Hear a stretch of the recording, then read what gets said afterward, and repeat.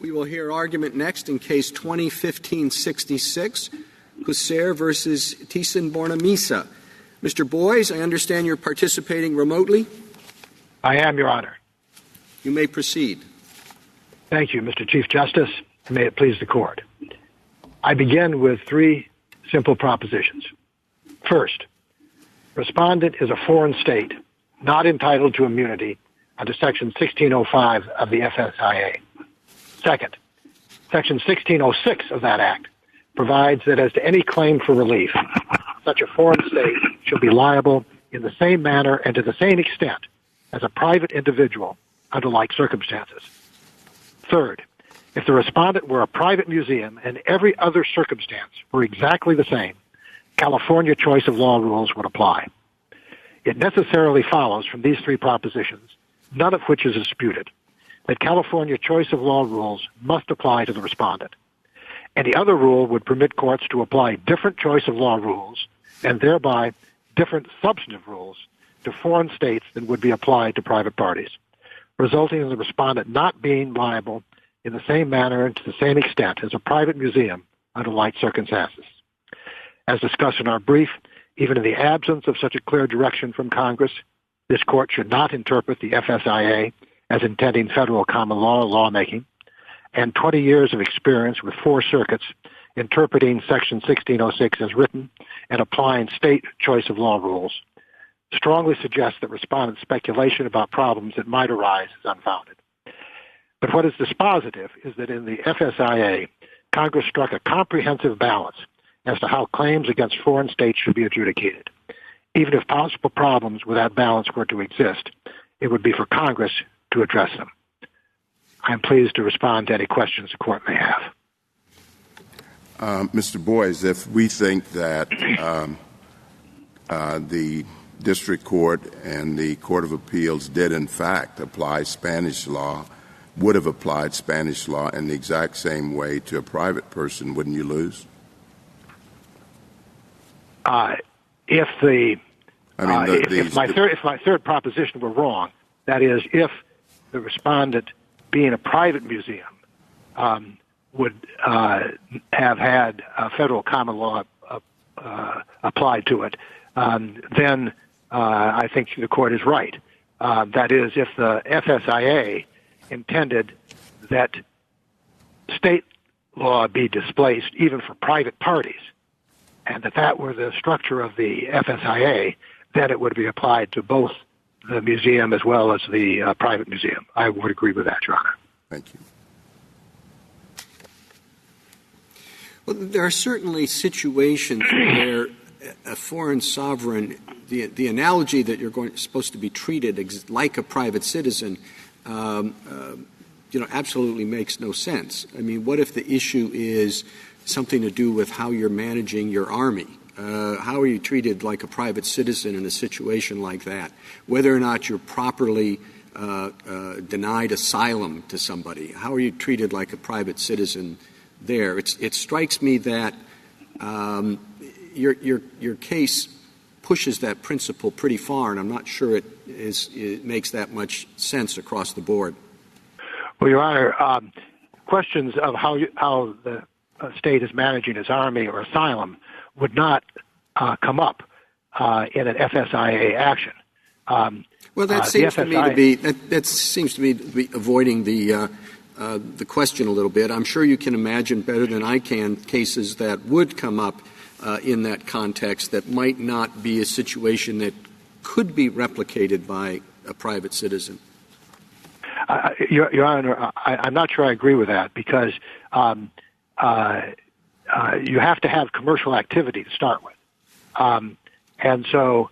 All right. Well, then, what if a private citizen, expropriated property, a way that a sovereign could, but a way a private citizen can't? I mean, if the foreign sovereign engaged in that activity, there'd be no private citizen analog. The private citizen analog here under state law is conversion.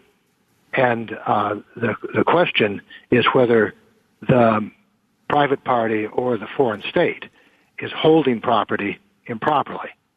there is an expropriation issue that was settled below, which held that this was expropriation in violation of international law. Once you have a violation, then the FSIA kicks in. But it only kicks in with respect to commercial activities. It doesn't kick in with respect to the Army or the asylum or anything else. So you're only treating the foreign state as being liable in the same manner to the same extent under like circumstances where the foreign state is acting like a private individual, i.e. engaged in commercial activity. Mr. Boies, I have two questions, one related to Justice Thomas's point. I believe the district court said that both California law and federal common law would adopt Spanish law.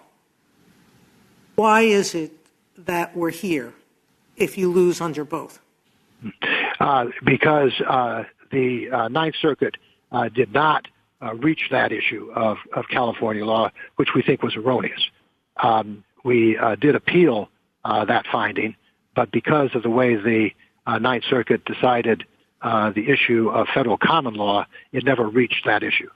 That's what I understood. With respect to Justice Roberts' question, and I'll ask the Solicitor General this, it seemed to have accepted the Chief's presumption that there were some international acts that would give rise to federal questions. And I think the U.S. is suggesting that the way to address those issues is not to change this rule about conflicts of law, but to address those problems with other doctrines, like the Act of State doctrine, correct? Do you have a different position than they do on that issue? I don't think I have a different position. I think I have a somewhat elaborated position. With respect to the FSIA, carves out certain provisions, for example, like punitive damages, that are going to be special for state actors, for foreign states. Our position is that here, where the statute has not carved out those kind of exceptions, if you're dealing with commercial activity, state law ought to apply.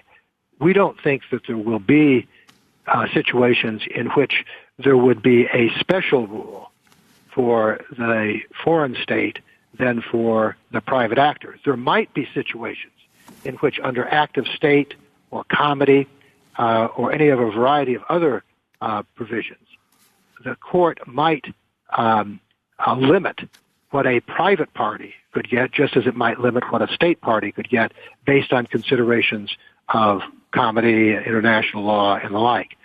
But I think the command of Section 1606 is that whatever rules are going to be applied to a private party should be applied to the foreign state when it's acting in its commercial activities. Thank you, Counsel. What would happen if the choice of law rule of a jurisdiction took into account the fact that the defendant is an instrumentality of a foreign state, as I think some choice of law regimes do? What would happen under 1606 in that situation? 1606 says that the foreign state shall be liable in the same manner and to the same extent as a private individual under the circumstances. Does that mean that jurisdiction's choice of law rule would be partially abrogated by 1606? That, of course, is not this case, but I think that 1606 with language would suggest that the state could not have a rule that discriminated against the foreign state. So I think that to the extent that the state tried to have a rule that would discriminate against the foreign state, the 1606 would preclude that. Well, this would actually be something that works in favor of the foreign state, or at least it could be.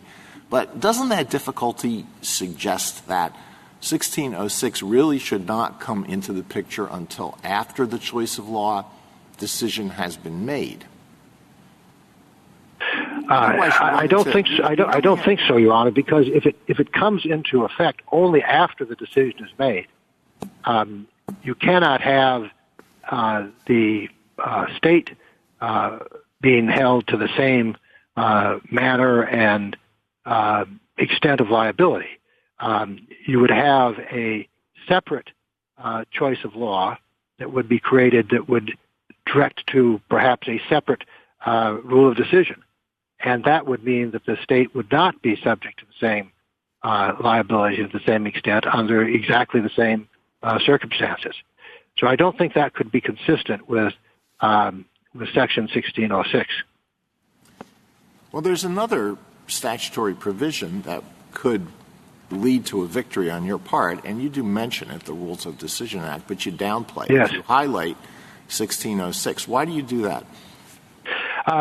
Just because we do emphasize the rule of decision, and I don't mean to downplay it, Your Honor, but we concentrate on 1606 because it is such, in our view, a clear statutory command of Congress, and one that they thought a lot about. The FSIA was a decade in its making, and it was a comprehensive, as this Court has said on a number of occasions, resolution of issues. And the balance that they struck, which was a balance between the litigant against the state and the rights of the foreign state, is something that where it was as clear as we think it is in 1606, that was the right thing to emphasize. But we do rely on the rules of decision, and in addition on the fact that when Congress enacted the FSIA, it did so in light of background principles of federalism, background principles of the strong presumption against creating federal common law, the context of the Richards case, where this court relied on the same language in the Federal Tort Claims Act as was later used in the FSIA to reject an attempt to avoid state choice of law rules, even where there was, I would suggest, in the Richards case, a more plausible basis to do so than exists here. So we think that when the Congress enacted the FSIA against all of those backgrounds, even in the absence of such a clear congressional command as exists in 1606, the right interpretation of the FSIA would be that it did not indicate an intent to deviate from the use of state law and state choice of law issues. And certainly this court has never interpreted a statute from Congress as silently intended to separate state substantive rules from state choice of law rules.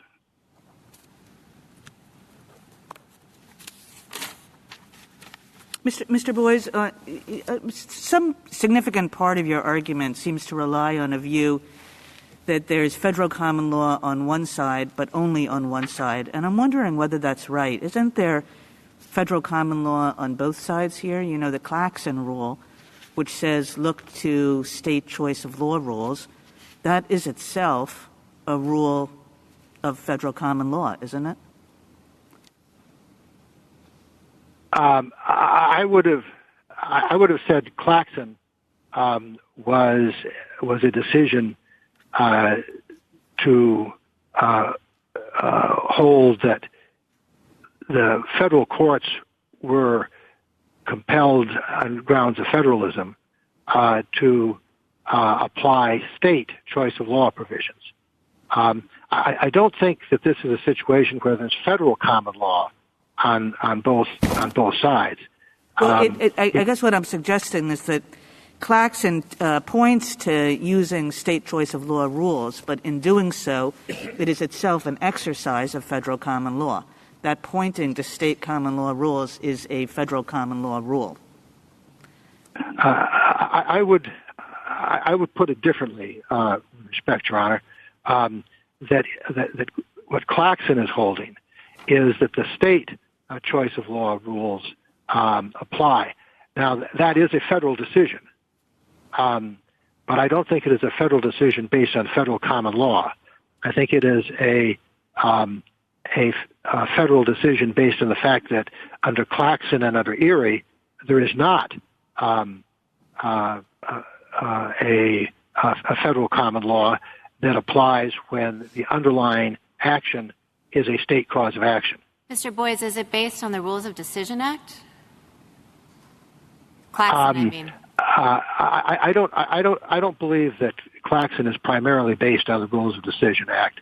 I think it is predominantly based on the constitutional and federalism grounds that underlie the Erie case.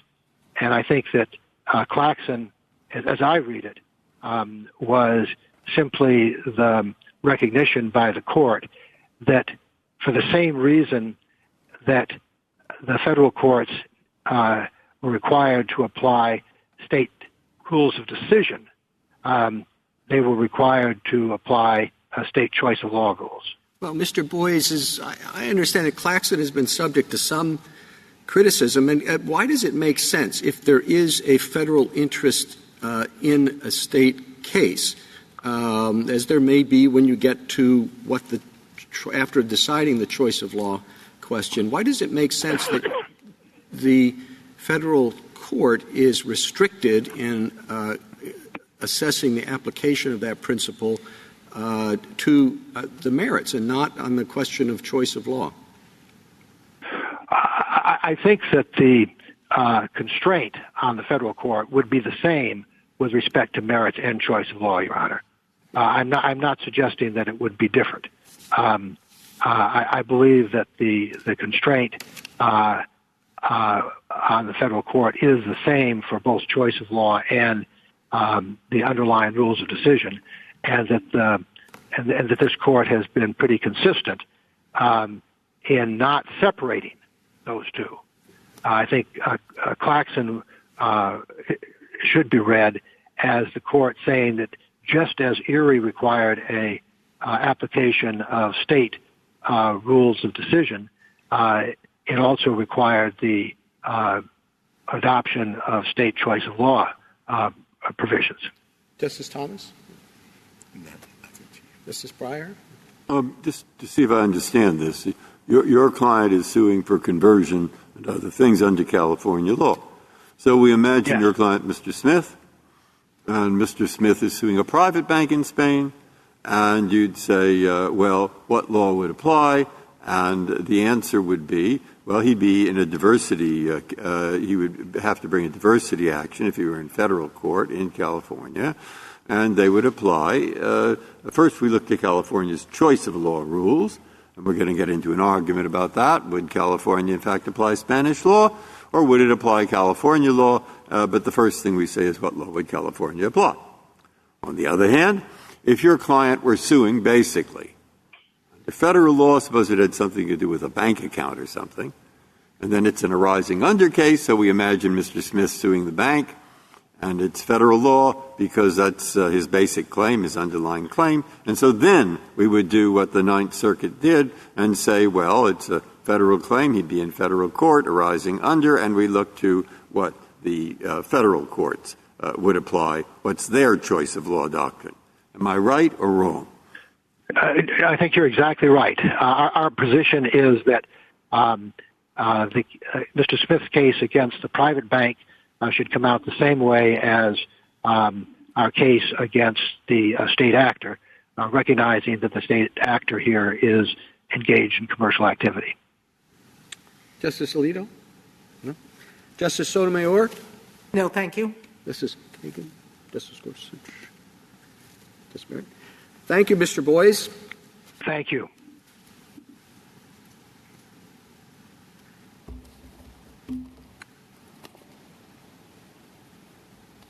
Ms. Hansford? Mr. Chief Justice, and may it please the Court.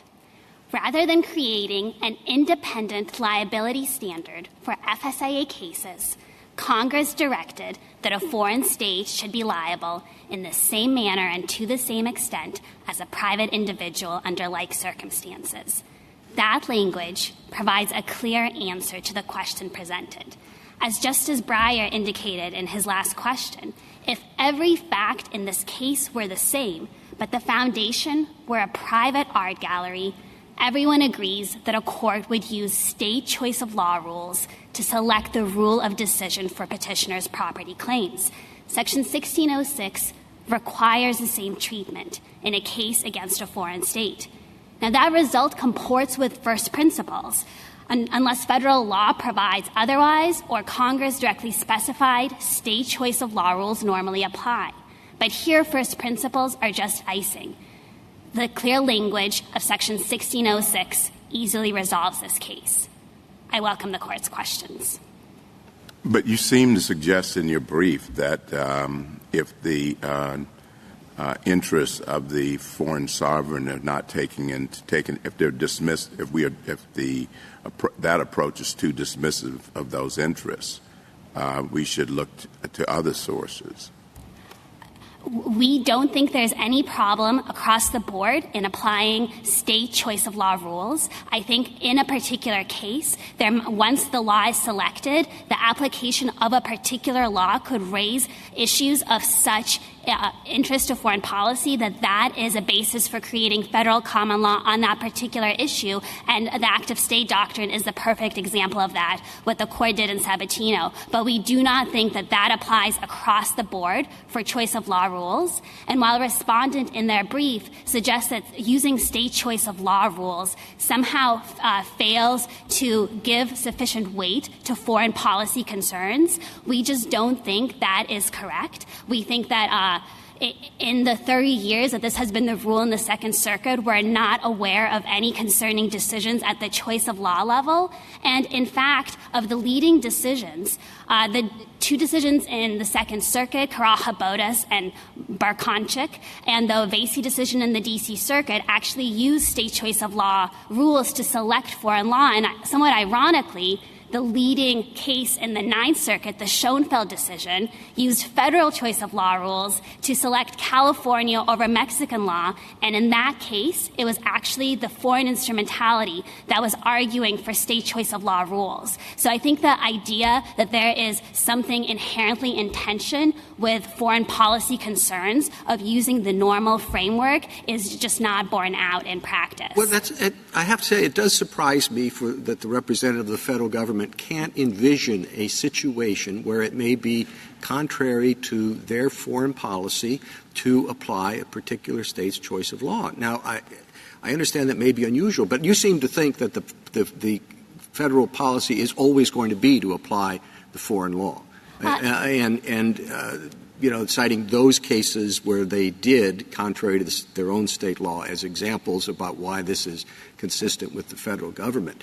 But is it really just impossible to imagine a case where the state choice of law issue, not the substantive law, would itself be one that infringed upon federal policy to such an extent that you would want to apply a different choice of law rule?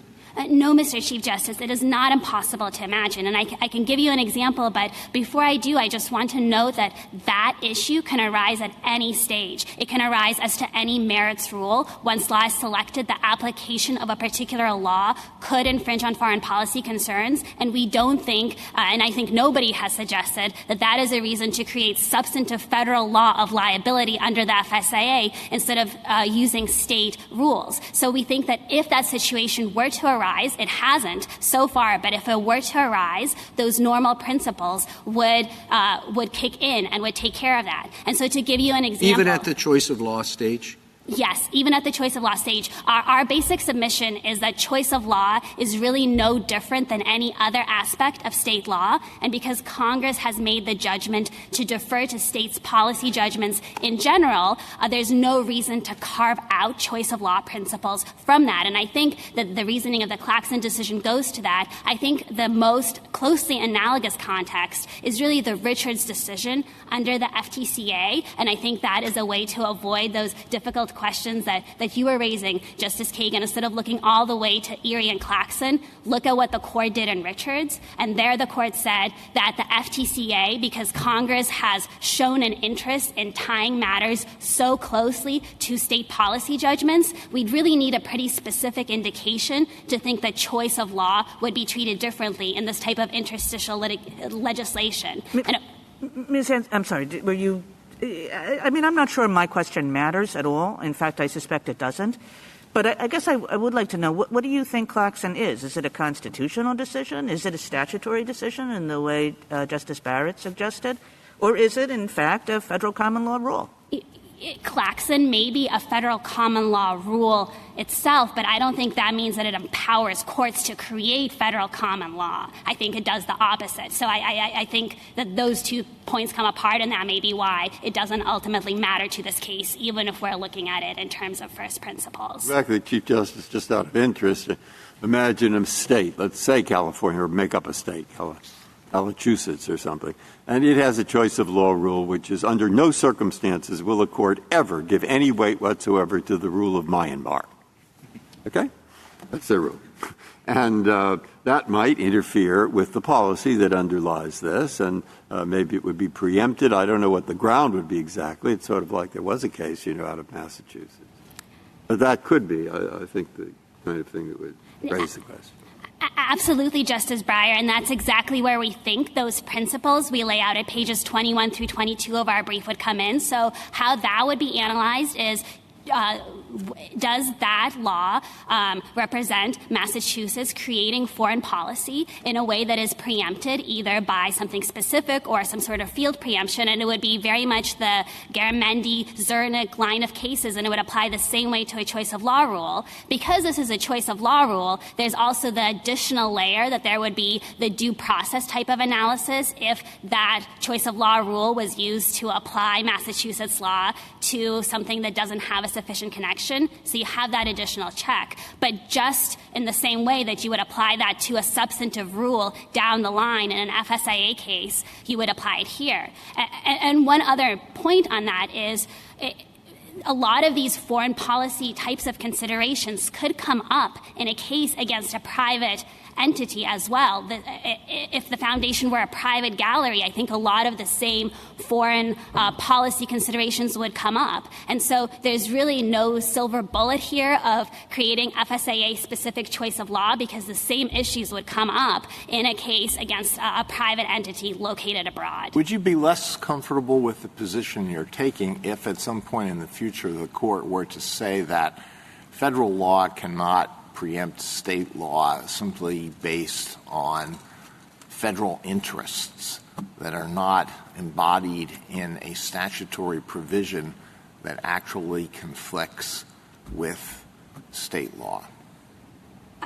I think if this court were to substantially narrow preemption, I guess that would be an argument for reading 1606 a little bit differently. I think the way the FSIA was drafted against the background of preemption principles as they exist. But I think another way to think about 1606 in that circumstance would be as a matter of federal law specifying that you're looking to state law principles, except to the extent that 1606 superimposes a layer on top of that. So I think there would be that way of going about it. Could I ask you the question that I asked Mr. Boies about what would happen in a situation where a jurisdiction's choice of law rule treats an instrumentality of a foreign state differently from a private individual or a private entity?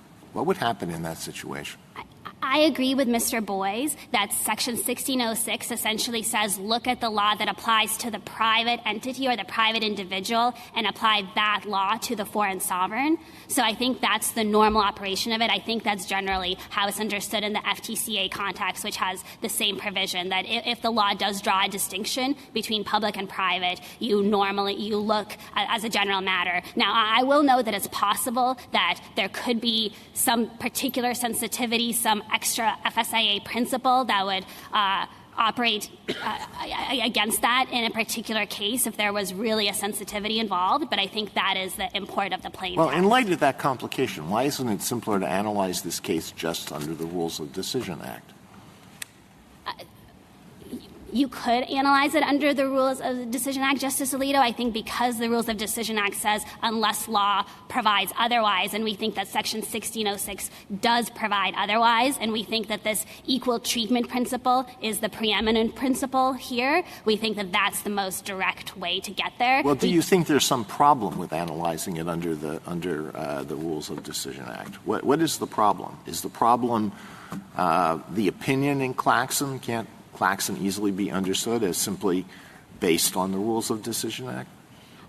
I think the problem is just that by its own terms, the Rules of Decision Act doesn't seem to apply when there is an on-point statutory provision, and we think that Congress could alter this provision. I understand, but the premise of this is that 1606 may not come into play until the choice of law question has been decided.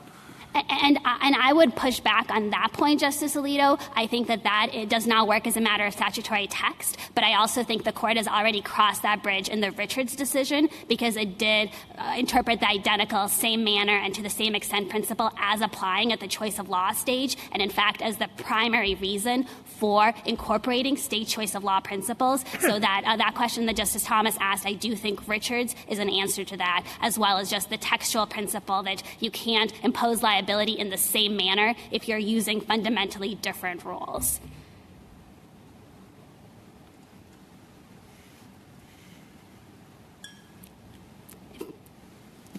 Justice Thomas? No. What? Justice Alito? Justice Sotomayor, anything further? No, thank you. Justice Kagan? Justice Barrett? No. Thank you, counsel.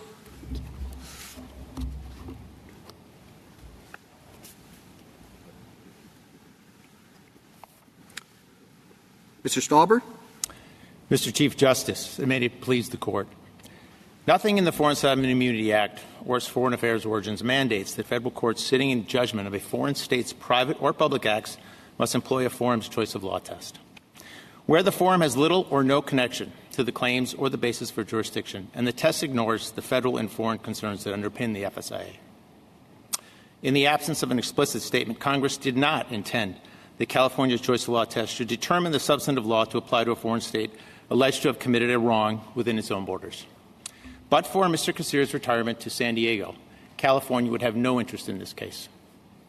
As this court in Verlinden tells us, the FSIA rises out of Congress and the executive's shared goals of normalizing relations among nations during the Cold War and bringing the U.S. in line with international law norms, as recognized by this court in Philipp v. Germany. To achieve these goals, the FSIA establishes a federal regime that is intended to ensure fair and uniform treatment regardless of where in the United States a foreign state is hailed.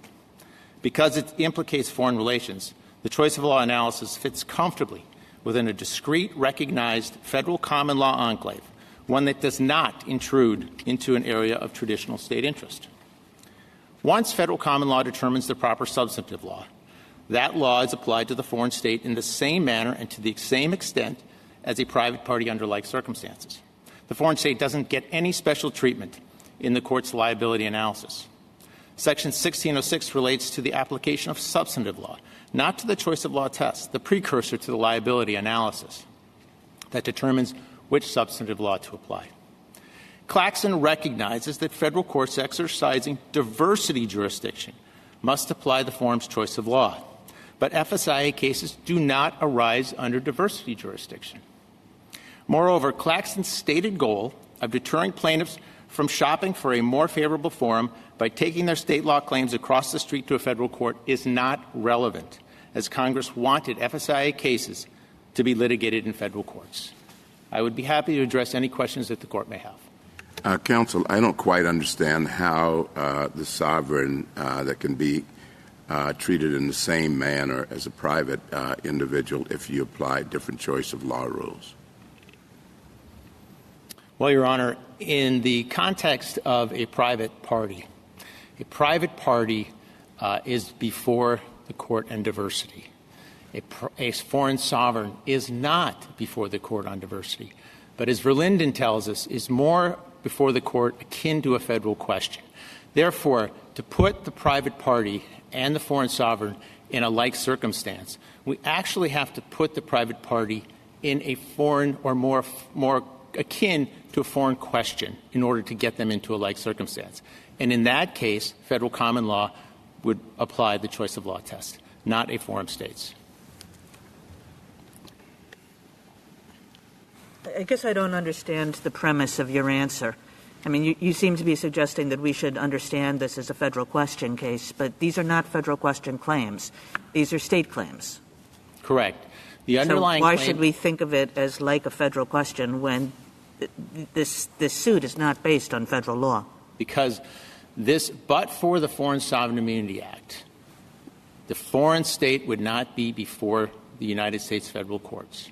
The underlying claim may be a California state claim.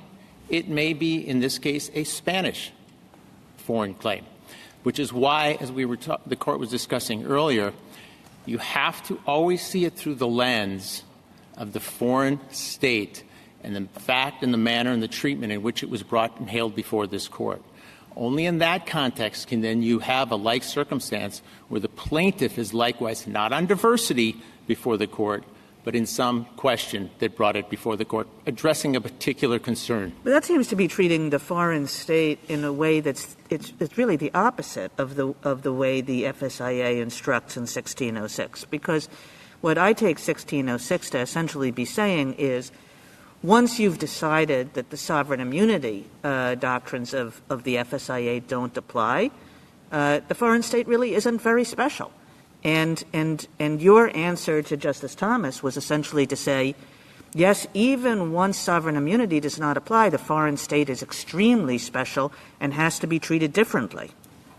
No, the foreign state needs to be treated in a fair and balanced manner. It does not get extra special treatment with respect to the liability which may befall it. As in this case, we heard earlier, if in fact Spanish law applies, the private party in Spain would also, under these facts, either have retained the painting or lost the painting, because the substantive law would apply to the same. Right, but you're saying that even though the sovereign immunity threshold has been met, there is no sovereign immunity here, still the foreign state gets different treatment with respect to choice of law. And I'm saying why? No, we're not saying that the foreign state gets any different treatment with respect to the choice of law. We're saying that in order for you to put the like circumstance together, the private party would not be before the Spanish private party, would not be before the U.S. courts on diversity grounds, because the foreign state is not here on diversity grounds. Now, you're going to have to run a whole lot of traps to get a private Spanish party before a U.S. court when the property is not in the United States, when the act which caused the wrong or the loss of the property or the commercial act didn't occur in the United States. We submit diversity would probably never work to get the private party here. But aside from that, the like circumstance is not based on diversity. So let's follow through what you say. I think I see it. It says the foreign state, Spain, shall be liable in the same manner and to the same extent as a private individual under like circumstances. Yes. Your view is the like circumstances, you're in a federal court. Yes. Okay. Here they happen to be suing under California law for property law, conversion, I think. Yes. Okay? Fine. Now let's see. So we pretend that we are in a federal court suing for conversion. How do we get into federal court?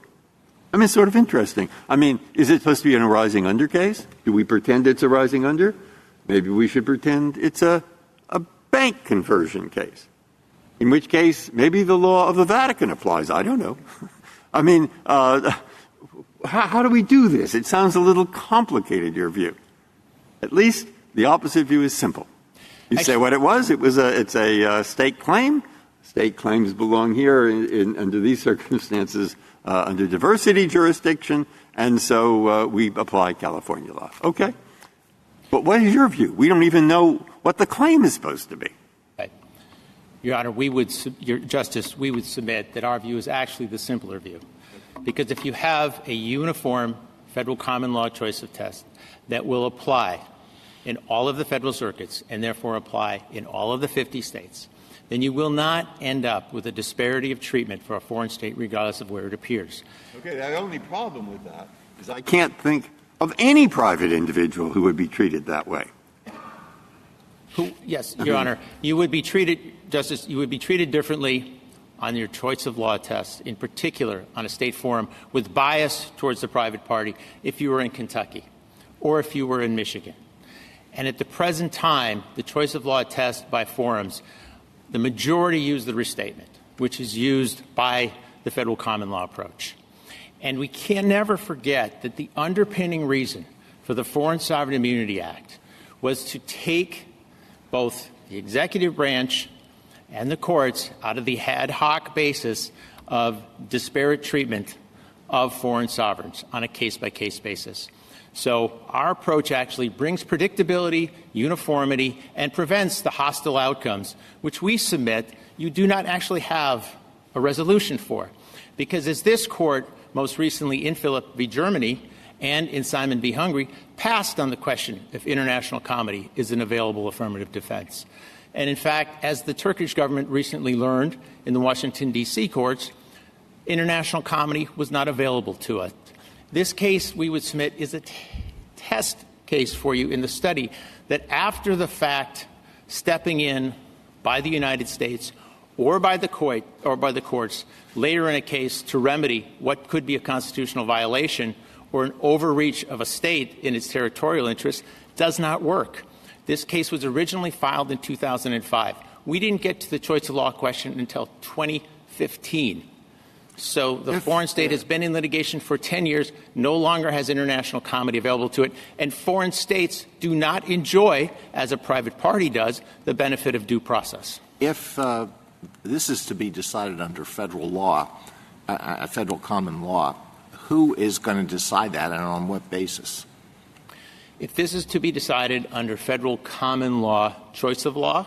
Yeah, federal common law choice of law. It will be, as happened here, the district court, which had jurisdiction on the Foreign Sovereign Act, and applying it as it did. No, I mean, what is going to be the substance of this federal common law choice of law principle?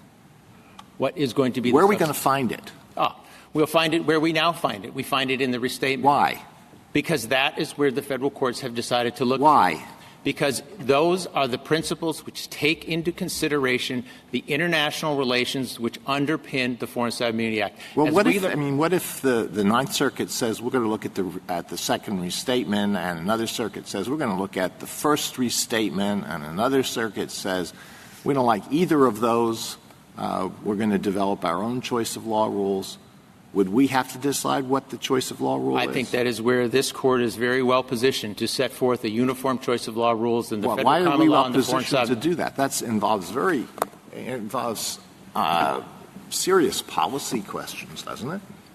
It involves, I think, a very straightforward application, as this court did most recently in Philip v. Germany, where it looked to the guiding international norms, it looked to the conflicts of law, it looked to the restatement to define the definition of a violation of international law. That is something that this court was well positioned to do, to provide the guidance to all the federal circuits as to the application and use of the federal common law choice of law test. It seems to me that you're seeking the benefit of the fact that your client is, that it is a foreign sovereign, sort of at every different stage of the analysis, before you can get hailed into court, and how you can be treated at different stages. And it seems to me that at some point 1606 sort of says, okay, you've gotten the advantage of being a foreign sovereign in our treatment in our courts, but no more. Now that you've gotten down to this level, we're going to treat you like a private party. Right.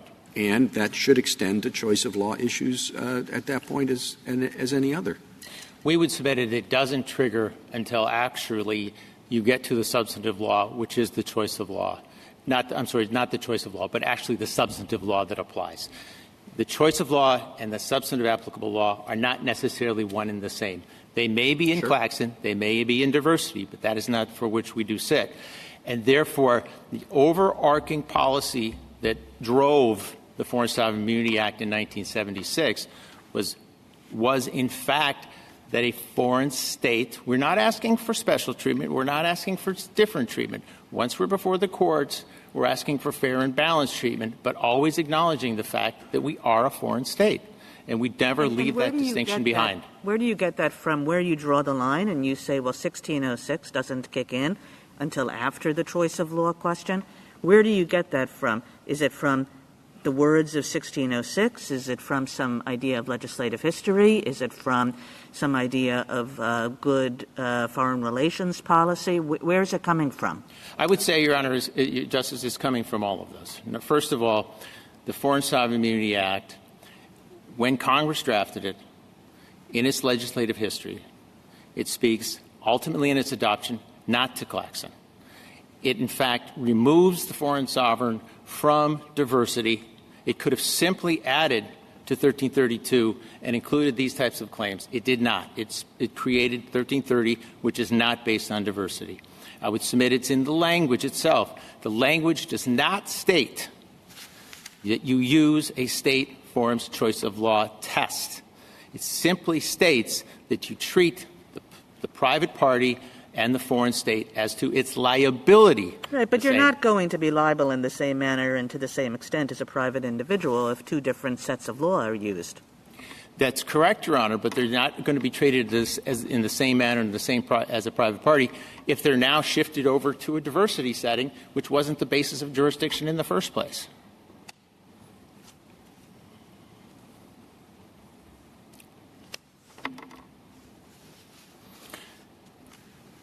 The rules of decision came up as a question that was in the court's interest, and I want to point out that the rules of decision does not actually apply here, because under the rules of decision, they're based on diversity.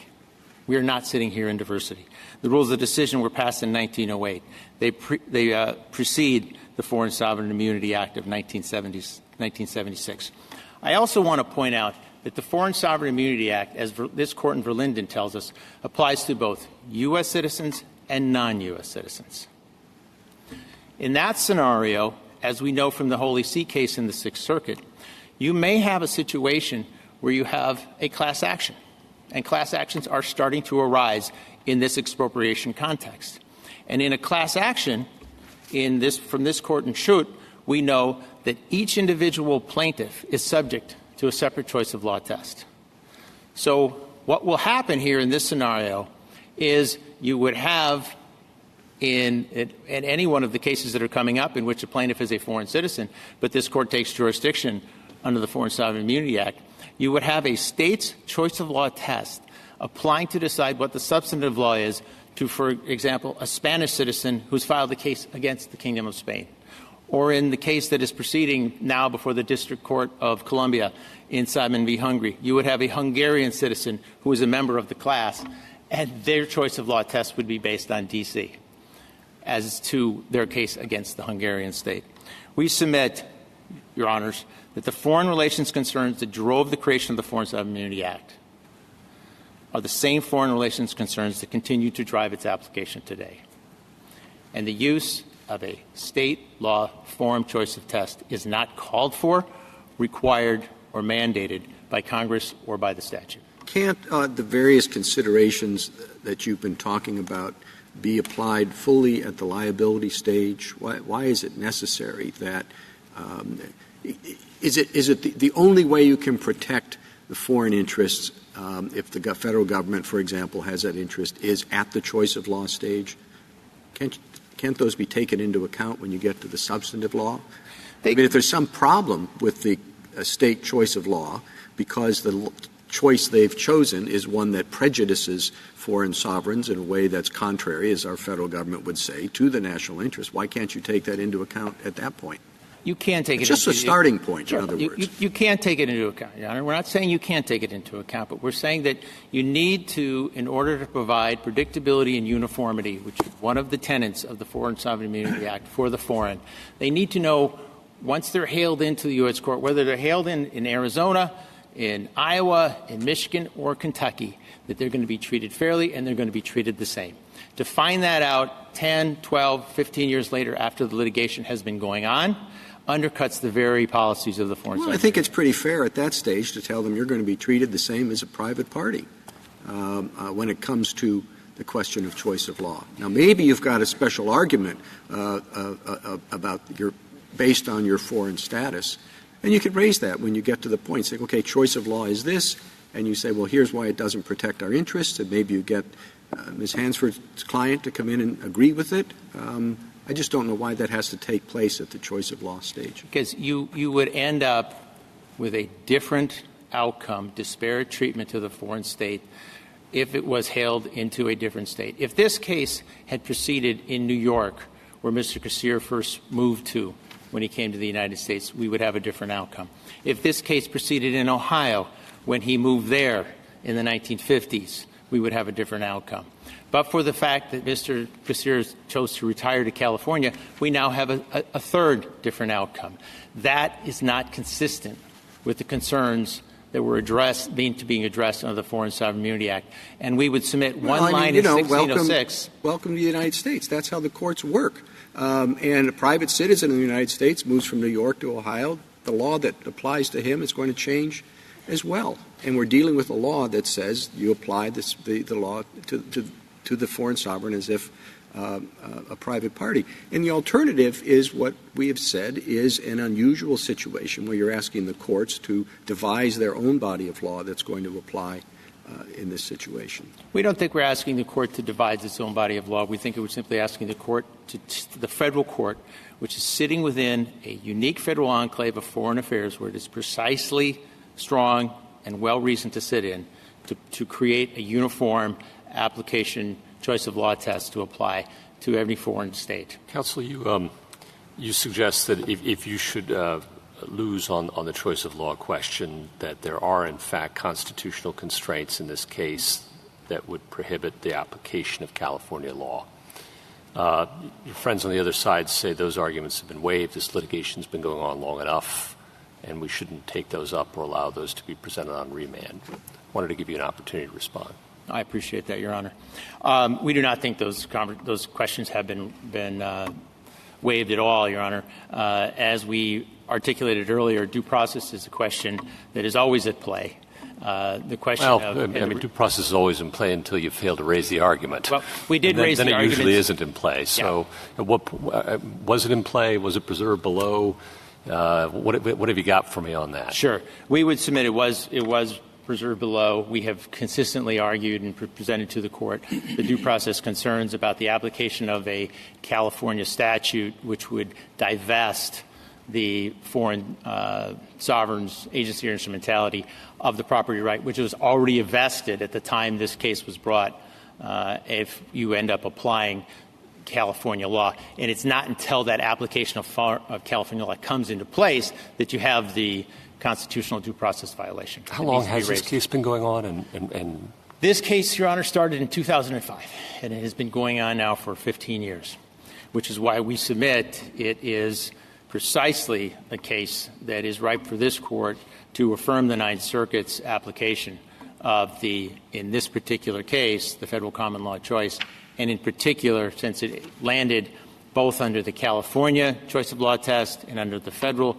common law choice of law test at the same result, we do think that in either way, this court can affirm the Ninth Circuit's decision. I guess I'm just wondering if I were to think that the Chief Justice's line of questioning has some force and that the state law should be the default, but there might be some constitutional backstop arguments. And if I have serious doubts about whether those constitutional backstop arguments have been presented, whether it might be time to call this one to a close. recall which one. The case itself as the a close? Case, yeah. I mean, 15 years, 16, whatever, 17 years it's been. Yeah. On choice of law, we haven't gotten past choice of law. We did get past choice of law, Your Honor, in 2015 with the motion for summary judgment is when the choice of law was decided. And then we did a full trial on the merits. And based on a full trial on the merits, the court determined that I appreciate that, but here we are back at the starting gate potentially, right? I mean, we would have this case start all over again in some ways. Well, in some ways we would, which is why we think this is not a case because it would have gone both to the Thyssen-Bornemisza under California choice of law and under federal common law choice of law. But the trial court, which did examine the issue and whose factual findings are due deference, did find that Spanish law should apply to the ultimate outcome. So I would share this court's concern that, yes, I think you bring this case to a close, either under the California choice of law test or the federal common law choice of law test, but I do think it is time to bring the case to a close. Well, this is not the issue before us, but what can you state in simple terms what is the arguably relevant difference between the California's choice of law rule and the restatement?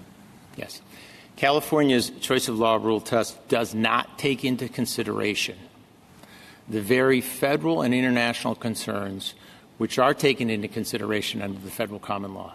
In other words, in this particular case, California's choice of law test does not take into consideration the Terrorism Declaration or the Washington Principles or the Holocaust-era Art Restitution Act of 2016. It does not take into consideration those national policies which formulate the United States position that these cases should be brought to a fair and just resolution through some sort of negotiation or alternative resolution in respect for the laws of all states, not just the United States. And by forcing a federal court to use the state law choice, you are, in effect, handcuffing that federal court judge who is attempting to administer their case in a fair and balanced way to take into consideration these competing interests which are at play in extraordinary expropriation cases. So you agree then, you agree with that the district court was wrong. You agree with your opposing counsel that the district court, in saying that California would choose Spanish law, you both think he's wrong. No, I think the district court was right in its... Well, then if it becomes the same law, Spanish law, what are all these differences you're talking about? I am saying that in applying the California choice of law test, the district court applied it correctly and landed at the result that under the California choice of law test, Spanish law applies. It also applied the federal approach correctly and landed at Spanish law. What I'm saying is that by this court mandating or allowing it to proceed in 50 different states under 50 different choice of law tests, you will be telling a federal court judge, 700 different federal court judges, that when cases involving the expropriation exception, cases which by definition include international concerns in our relations among nations, that you are forced to use that forum choice law test, which may not, in particular in Kentucky, in Michigan, or in any one of the states that doesn't currently use the restatement, you may not take those federal and international concerns into consideration. Catholic counsel, I'm too much a practical person for this argument that you're raising. If California law and federal law, you say both correctly point to the application of Spanish law, what are you afraid of? You're afraid of something. You're afraid that they're right, that some aspect of California law can hurt you, correct? No, Your Honor, I would beg to differ with that. And if I've given that impression, I am not doing my job as an advocate. We welcome an analysis, if that's what this court so thinks is necessary, under the California choice of law test, because, as we said earlier, the district court did it correctly with respect to its factual deference and its application of law. Now, I understood from the briefing by everyone that in most circumstances, federal and state choice of law provisions would come out the same way. Am I correct on that assumption? In this particular circumstance, it would. In 27 states which use the restatement, we think it would. But the problem is that in this, when you take this case and you bring this case forward, it speaks to the entire federal circuit. And our concern being expressed here is not for our particular case at hand, but the implications for foreign sovereigns who are hailed into jurisdictions which don't use the restatement may choose to use a state law choice of law test that is biased. And that may raise constitutional claims, as the petitioner in the SG stated, correct? It raises constitutional claims. It raises international but comedy claims. But you're not claiming that any of those are raised here? At the present time, it would be if the court decided, that is the Ninth Circuit, decided to apply California's choice of law test in a way that applied California law, we would submit that would be a constitutional violation. It would be an extraterritorial reach of California state law, which California state has no interest in this case, but for an individual. In this case, a U.S. citizen, but in another case, it could be a non-U.S. citizen who chooses to move to Alabama or Florida or anywhere else. And what would preclude you from raising that argument? We don't think anything would preclude us, Your Honor. All right. Thank you, Counsel. Justice Thomas? Justice Breyer? Can everyone agree that this is a beautiful painting? Yes, it is, Your Honor. It's a very, very beautiful painting, and we take with all due grace and respect this Court's attention to this particular case. And that is why we are not advocating necessarily for one outcome or the other. We are advocating for a fair and balanced treatment of the foreign state in this particular circumstance and when it comes to the application of a choice of law test under the Foreign Sovereign Immunity Act. Justice Alito? Anything further, Justice Sotomayor? No, thank you. Justice Kagan? Justice Gorsuch? Thank you, counsel. Mr. Boies, do you have rebuttal? Yes, thank you, Mr. Chief Justice. First, let me just clarify. We disagree that the Rules of Decision Act only applies to diversity cases. On page 13 of our reply brief, we indicate some authority to the contrary. The basic point I want to make is that the respondent cites no case, and we are aware of none, where this court has separated state choice of law from state rule of decision. Whether it is viewed under the Rule of Decision Act, whether it's ruled under the Clarkson decision, this court has repeatedly declined to separate state choice of law from state rule of decision where state causes of action were involved. In this particular case, Congress has been clear in Section 1606 that the state actor should be liable in the same manner to the same extent as the private party under like circumstances. There's no way I respectfully suggest that you can read that language and say that you can have different choice of law rules apply when a state actor is involved than when a private museum is involved. A private museum could face exactly the same lawsuit as this public museum could face, based on exactly the same painting and exactly the same circumstances.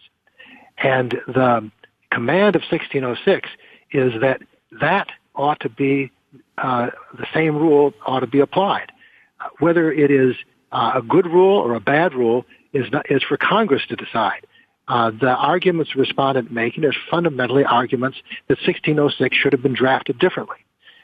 We think it was drafted the right way, but whether it's right or wrong, that is the way Congress adopted it. We've also, and I said this at the beginning, we've had 20 years of experience, including in the Sixth Circuit, which is the circuit with Michigan and Kentucky that Respondents' Counsel mentions, where the court has interpreted 1606 consistent with its language and applied state choice of law rules. We haven't had any problems in those situations. So the issues, we think, from a policy standpoint, are just speculation that are not consistent with what the historical experience has been. But whether or not it is a good idea or a bad idea, we think 1606 is clear on its face.